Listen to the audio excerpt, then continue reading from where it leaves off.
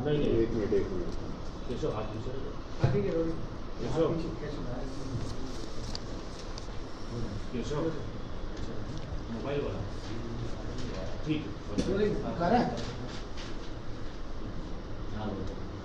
Sir एक हत्या की वारदात हुई थी, किसकी हत्या थी और कौन इसमें फंसाया?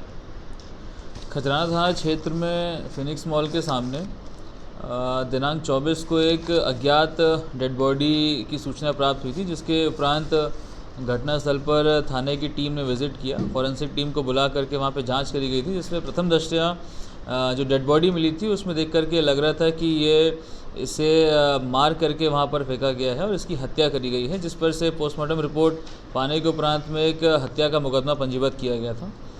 उसके बाद में लगातार खजराना थाने की टीम को लगा करके इस अज्ञात मृतक की शिनाख्त के लिए प्रयास किए जा रहे थे। इसमें फुटेजेस देखे गए, जिसके बाद में एक संदिग्ध ऑटो घटना के समय के दौरान दर्शित हुआ, जिसे लगातार ट्रैक किया गया। लगभग 800 से अधिक कैमरा चेक करने के बाद में यह ज्ञात हो पाया कि ये ऑटो किसी एक विजयनगर क्षेत्र में जा कर के वहाँ से मूवमेंट इसका इनिशियल होता हुआ समझ में आया था।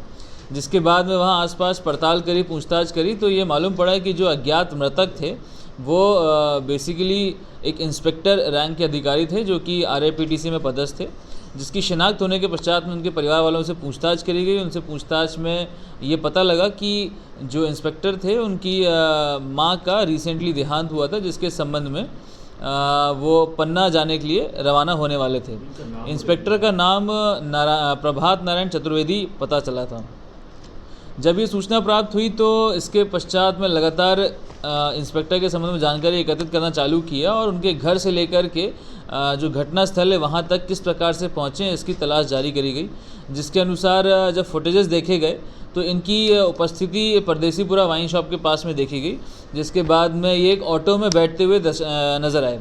उस ऑटो को ट्रेस करके जब तलाश किया गया तो ऑटो वाले कई ऑटो वालों से पूछताछ करने के बाद में एक ऑटो चालक जिसका नाम था देवेंद्र बुरासी, जो कि परदेसीपुरा क्षेत्र में रहने वाला है और मूलतः ये पंधाना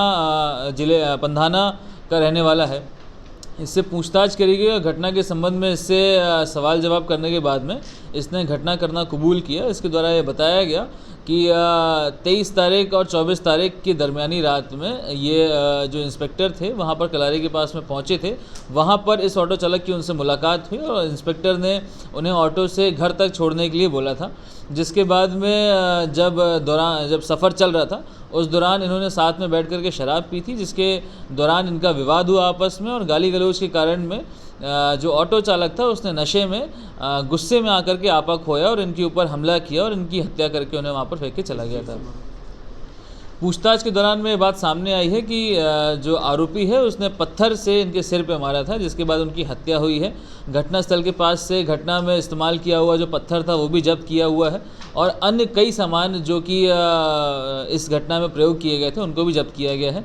इसमें जो ऑटो प्रयोग किया गया था उसको भी जब्त किया गया और विधिवत सारे साक्ष्यों को एकत्रित कर आरोपी की गिरफ्तारी की गई है और आगे वैधानिक कार्रवाई की जा रही है। शराब पीने के दौरान में गाली गलौज करने की बात पर इनके बीच में विवाद हुआ था और चूंकि दोनों ही व्यक्ति काफ़ी अत्यधिक नशे में थे, इस कारण जो ऑटो चालक था उसके द्वारा नशे में आपा खो करके इस प्रकार का घटनाक्रम अंजाम दिया गया। चूँकि जो डेड बॉडी थी एक ऐसे एरिया में मिली थी जहाँ पर कैमरा का कवरेज बहुत कम था और डेड बॉडी के पास में कोई भी आइडेंटिफिकेशन की सामान नहीं था, ना ही कोई आधार कार्ड था, ना ही कोई आइडेंटिफिकेशन के संबंध में कोई फ़ोन नंबर था या मोबाइल फ़ोन पड़ा था, इसलिए आइडेंटिफिकेशन थोड़ा मुश्किल हो रहा था। ऑटो को बैक ट्रेस करते करते जब हम इस जगह तक पहुंच पाए कि संभवतः यहाँ से ऑटो इनिशिएट हुआ है, वहाँ आसपास से लोगों से पूछताछ करने के बाद में शनाख्त हो पाई थी और उसके बाद में पता लगा कि इनकी गुमशुदगी विजयनगर थाने में भी दर्ज करी गई है।